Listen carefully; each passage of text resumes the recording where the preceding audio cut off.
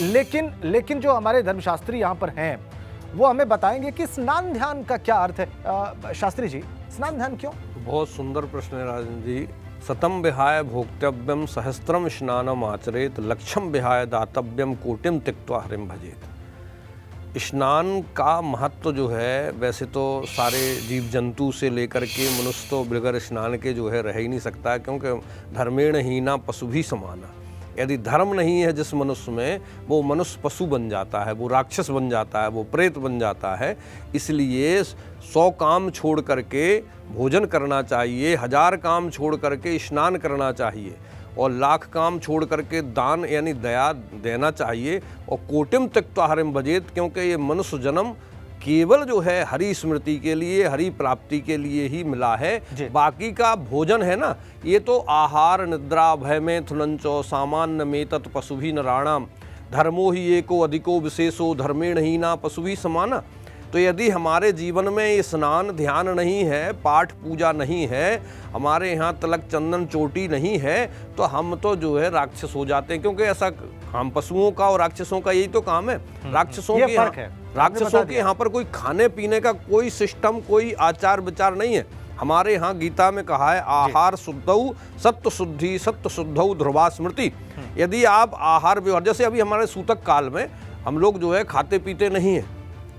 क्यों? हम जीवन भर खाना है, हमारे लिए एक जन्म नहीं अनेक जन्मों से खाते पीते आ रहे हैं, फिर भी हमारा पेट नहीं भरा है। तो हमें जो है व्रत करना, व्रत ना दानम न तपो निज्या ना शौचम न व्रतानि चो प्रियते अमलया भक्ति हरिरन्यत विडम्बना।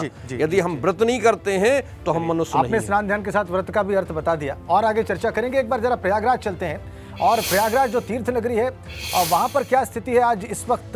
चंद्रग्रहण जब भारत में शुरू हो रहा है उससे कुछ मिनटों पहले ये मोइन से जान लेते हैं। मोहम्मद मोइन इस वक्त हमारे साथ वहाँ से कनेक्ट हैं, और मोइन से जानेंगे कि वो क्या देख रहे हैं वहाँ पर। मोइन, अगर आपको मेरी आवाज़ मिल पा रही हो तो।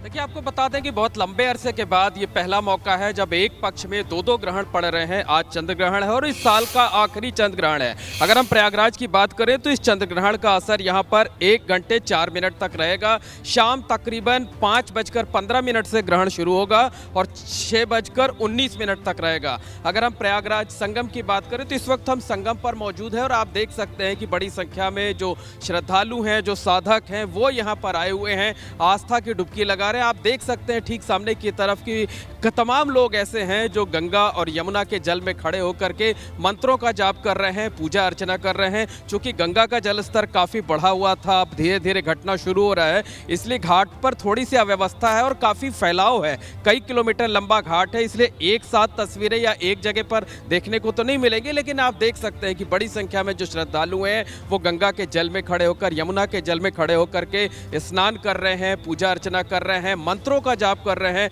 और ग्रहण के दिन जब सूतक काल लगा होता है तो मंत्रों के जाप का बड़ा महत्व होता है, और अगर गंगा यमुना समेत किसी भी पवित्र नदी या कुंड में खड़े होकर के मंत्रों का जाप किया जाए तो माना यह जाता है कि इसका असर जो है वो काफ़ी कम हो जाता है। तो ग्रहण का नकारात्मक प्रभाव नहीं पड़ता है इसी वजह से। और आज का जो दिन होता है, खासकर जो सूतक काल होता है, उसमें जो है वो साधना के लिए बहुत महत्वपूर्ण होता है। तो तमाम साधक जो है वो साधना करने के लिए आते हैं। देखिए, हमारे साथ कुछ श्रद्धालु भी हैं, उनसे भी बात कर लेते हैं। बताइए, कहाँ से आए हुए हैं आप?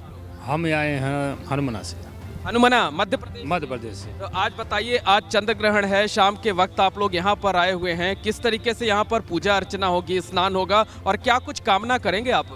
हम भगवान से दुआ मांगेंगे कि हमारी मनोकामना पूरी हो। और ग्रहण का नकारात्मक, हाँ, ग्रह के। मोइन, ये बहुत रोचक है कि मनोकामना पूरी करने के लिए भी वहां पर लोग पहुंचे हैं स्नान ध्यान करने के लिए, और तब जबकि सूतक काल लगा हुआ है, और तब जबकि अभी कुछ ही मिनटों बाद वहां पर चंद्र ग्रहण शुरू हो जाएगा। आचार्य शैलेश तिवारी जी, आप धर्म के ज्ञाता हैं, धर्म समझते हैं आप। अभी मैंने शास्त्री जी से जो बात पूछी वही मैं आपसे भी जानना चाहूंगा। देखिए, वहां पर मनोकामना पूरी करने के लिए भी लोग पहुंच गए हैं घाटों पर, संगम तट पर। ऐसा क्यों करते हैं लोग, और ये परंपरा क्यों चली आ रही है? अभी हमारे द्वार की तस्वीरें भी दिखाएंगे, वहाँ भी हम देख ही रहे हैं कि किस तरह से लोग वहाँ पर हर की पैड़ी पर मौजूद हैं और स्नान करना चाहते हैं या कर रहे हैं, या अभी आने वाले समय में करेंगे जब ग्रहण लग जाएगा। ऐसा क्यों करते हैं लोग? देखिए राजेंद्र जी, यह ग्रहण काल जो है यह पर्व काल है। इस समय लोग तीर्थाटन के लिए जहाँ पर जैसे संगम हुआ प्रयाग या काशी हुआ या कुरुक्षेत्र हुआ या हर की पौड़ी हुआ, जो भी हमारे पवित्र स्थल है वहाँ पर लोग जाते हैं, स्नान करते हैं। स्नान करने के बाद दान करते हैं, जप करते हैं, पाठ करते हैं, तो वहाँ जो पवित्र शक्तियाँ हैं उससे वहाँ मनोकामना पूर्ति के लिए लोग वहाँ प्रार्थना करते हैं और उनकी मनोकामना भी पूरी होती है, क्योंकि पवित्र स्थल, देव तीर्थ, इन जगहों पर देवताओं का वास होता है।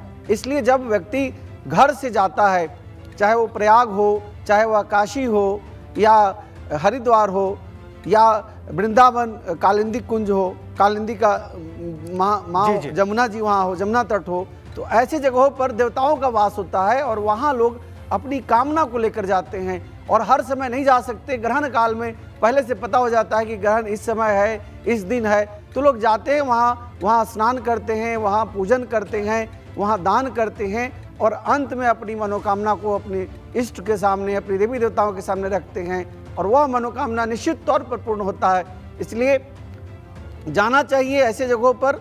और जहाँ पर ज़्यादातर देखा गया है कि जो शक्तिपीठ है, शक्तिपीठ में तो मनोकामना शीघ्र पूरा होता है। जैसे विंध्यवासिनी देवी है, वहाँ पर जो गंगा तट पर जो लोग स्नान करने जाएंगे, जो शक्तिपीठ है विशेष रूप से काशी विश्वनाथ जी का, वहाँ पर अगर कोई जाता है और जा कर के स्नान करके और भगवान के सामने या माँ गंगा से मांगता है, तो माँ गंगा साक्षात उसे पूर्ण करती हैं। यही मनोकामना पूरक समय होता है।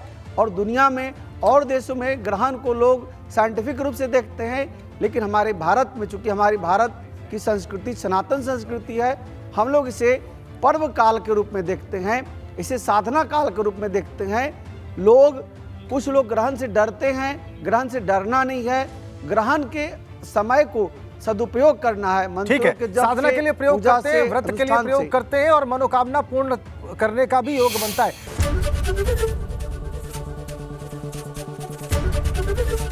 एबीपी गंगा, खबर आपकी, जुबान आपकी।